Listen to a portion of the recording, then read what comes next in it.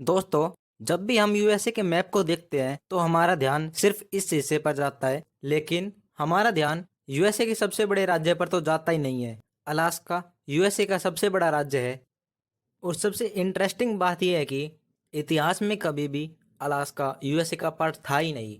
Alaska Russian empire का हिस्सा था। दरअसल रशियन एम्पायर के राजा ने अलास्का को यूएसए को बेच दिया था और यही रशियंस की सबसे बड़ी गलती थी।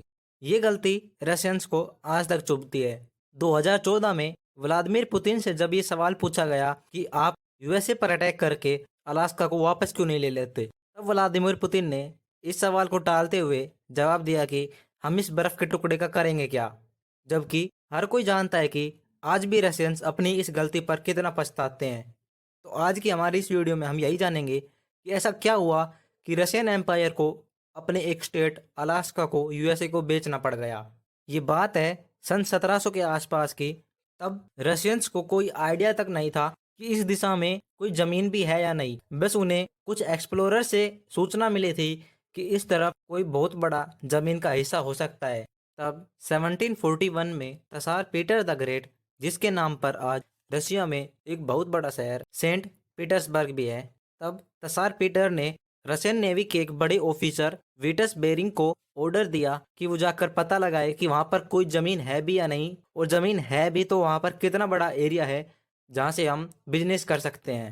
अब वो अपनी एक टीम के साथ अलास्का की खोज में निकल पड़ा और बहुत ज़्यादा दिन तक खोज करने के बाद उनको फाइनली अलास्का मिल गया। और उनको ये भी पता चला कि आज तक पूरे यूरोप में से किसी ने भी उस पर अपना क्लेम नहीं किया है, क्योंकि उस समय पूरी दुनिया पर यूरोपीय देश ही डोमिनेट कर रहे थे।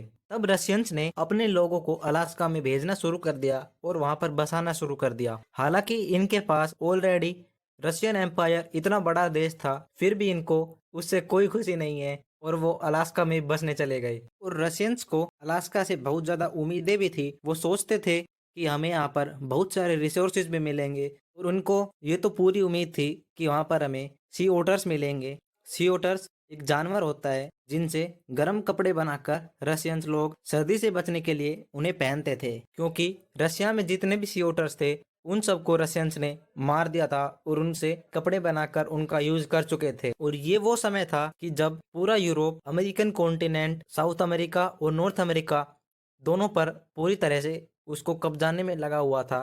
तब रशियंस को लगा कि अमेरिकन कॉन्टिनेंट ही फ्यूचर है, तो इसलिए रशियंस ने अलास्का को कब्जाना ठीक समझा। लेकिन रशियंस के लिए अलास्का को कब्जाना आसान नहीं था, क्योंकि अलास्का कोई खाली जगह नहीं थी। अलास्का पर ऑलरेडी वहाँ के कुछ आदिवासी प्रजाति के लोग रह रहे थे, जिन्हें एल्यूट पीपल बोला जाता था। टेक्नोलॉजी के हिसाब से वो लोग आज से हजारों साल पीछे थे। इन लोगों को रशियंस का अलास्का में आना और अलास्का पर कब्जा करना पसंद नहीं आया। वो लोग सोचते थे कि चलो कोई बात नहीं कि हमारे पास ना कोई हथियार है, ना गन्स है, ना तलवार है, पर हमारे पास जो है हम उनसे ही इनका मुकाबला करेंगे। तब उन लोगों ने एकजुट होकर रशियंस के विरुद्ध एक लड़ाई लड़ी, जिसे बैटल ऑफ सिटका कहा जाता है, जो 1804 में लड़ी गई थी।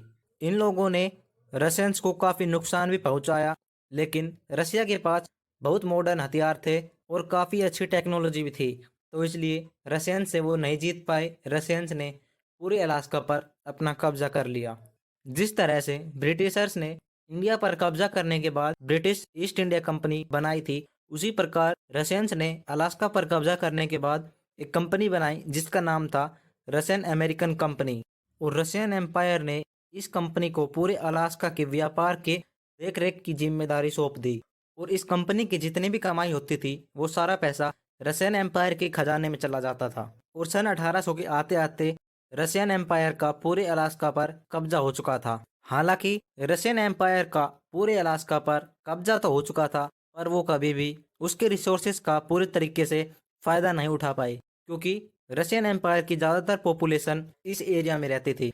इवन कि आज के दिन भी रशिया भारत से और चाइना से मदद मांगता है और लोन लेता है, ताकि अपनी पॉपुलेशन को इस एरिया में भी बसा सके, क्योंकि इस एरिया में रिसोर्सेज बहुत कम है और बहुत ज़्यादा ठंड पड़ती है। और इसके कुछ टाइम बाद दूसरी सिचुएशन ये हो गई कि यूरोप में बहुत सारी लड़ाइयाँ शुरू हो गई, और ओटोमैन एम्पायर ने भी अटैक करना शुरू कर दिया।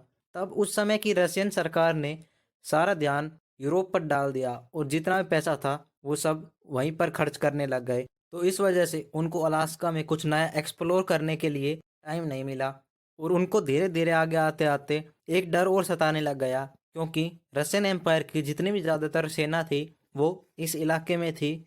लेकिन उनको ये डर था कि कहीं अगर अमेरिका या फिर यूरोप का कोई दूसरा देश अलास्का पर हमला कर दे तो वो इससे जीत नहीं पाएंगे, वो उसे बचा नहीं पाएंगे। तो उनको ये भी डर हमेशा सताता रहता था।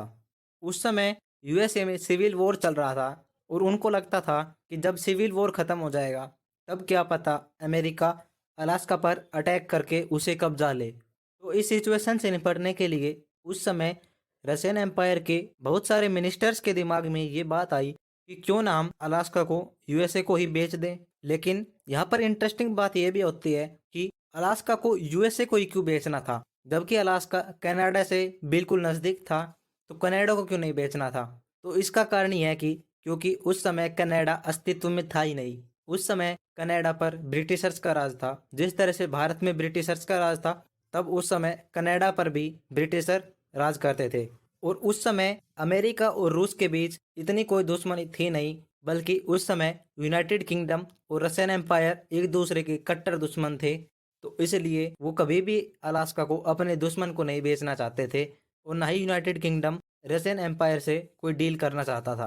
तो इसलिए रशियंस को सबसे अच्छा सुझाव यही लगा कि अलास्का को यूएसए को बेच देना चाहिए, क्योंकि कल को अगर यूएसए अलास्का पर अटैक कर देगा तो रशियंस अलास्का को बचा नहीं पाएंगे।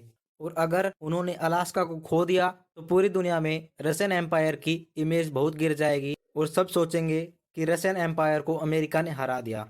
और क्योंकि उस समय रशियन एम्पायर था, यूएसएसआर नहीं था अभी तक, रशियन एम्पायर सोवियत यूनियन नहीं बना था, तो वो इतना ज़्यादा ताकतवर था भी नहीं। तो इसलिए उन्होंने उस समय की यूएसए की गवर्नमेंट को अप्रोच करना शुरू कर दिया। तब रशियन एम्पायर की ओर से एडवर्ड स्टोकेल यूएसए गए और वहां पर उन्होंने जाकर हेनरी शुअर्ट से बात की, जो उस समय यूएसए के सेक्रेटरी ऑफ स्टेट थे।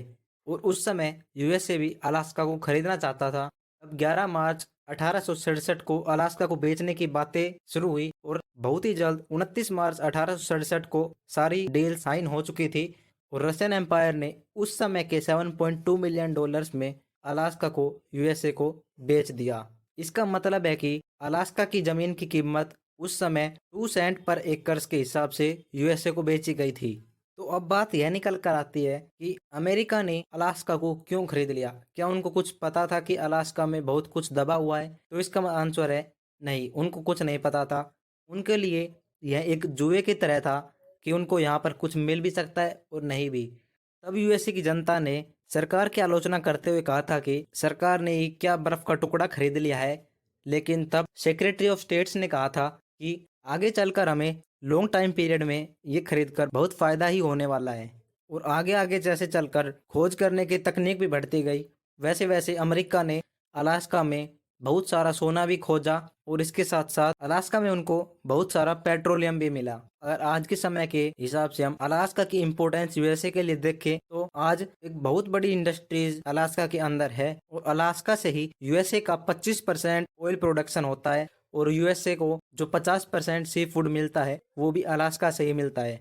तो इन सब से आप समझ सकते हैं कि अलास्का आज के समय में यूएसए के लिए कितना इम्पोर्टेंट स्टेट है। अब ये डील रशियंस के लिए बहुत बड़ा सदमा देने वाली थी, क्योंकि अगर रशियन एम्पायर अलास्का को अपने पास ही रखता तो उनको फ्यूचर में बहुत सारा फायदा ही होने वाला था। और अगर रशियन एम्पायर यूएसएसआर के खड़े होने तक होल्ड करके रख लेता तो अलास्का आज रशिया के पास होता, तो आज के टाइम में रशिया की इमेज ही कुछ और होती। रशियंस अलास्का में अपनी आर्मी को भी तैनात कर सकते थे और यहाँ से वो यूएसए पर हमेशा प्रेशर भी डाल सकते थे और कनाडा को भी कंट्रोल कर सकते थे। लेकिन रशियन एम्पायर ने जल्दी ही हार मान ली थी और उन्होंने अलास्का को होल्ड करके रखना जरूरी नहीं समझा और उन्होंने यूएसए को अलास्का सौंप दिया।